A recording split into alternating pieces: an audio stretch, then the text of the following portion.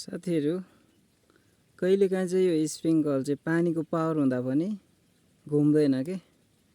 अनि त्यो बेलामा चाहिँ यसरी, तर मैले चाहिँ यहाँ बाँध्ने हैन, खास गरी यो भागमा बाँध्नुपर्छ। यो भागमा बाँध्ने हेरेको मैले भएन, काम गरेन। अब यो भागमा बाँधेर हेरौँ है त, घुम्छ कि घुम्दैन। ल ट्राई गरौँ। यो स्प्रिङ कल पनि यो पानीको पावर नपुग्दाखेरि त्यो फ्याच फ्याच फ्याच फ्याच फ्याच गर्छ के।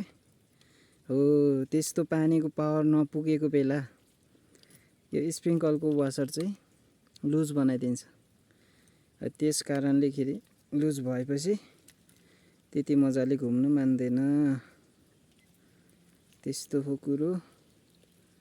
अब यहाँ फुकाएर म बान्दैछु यो ठाडो भागमा, जुन यो पंखाले यसले यहाँ हान्छ, यो पुच्छारले यहाँ गएर यहाँ हान्छ है।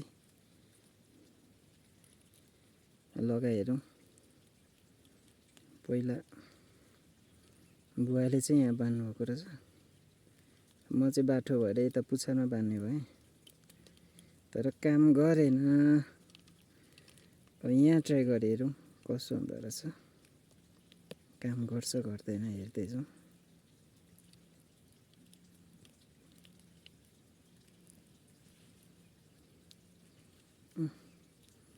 यस्तै छ साथीभाइहरु काम कुरो। ल तपाईहरुलाई घुम्छ कि घुम्दैन म देखाउँछु है त। ल साथीहरु यो आइडियाले एकदम काम गरे है, घुम्न थाल्यो। अघि भने एकै ठाउँ मात्रै थियो, यो एक ठाउँबाट कहीँ चल्थेन। अहिले भने यो घुम्दैछ, एकदम तल तल पुगिसक्यो। यो तल घुम्दैछ, एक राउन्ड हान्ने सक्न आँटिसक्यो।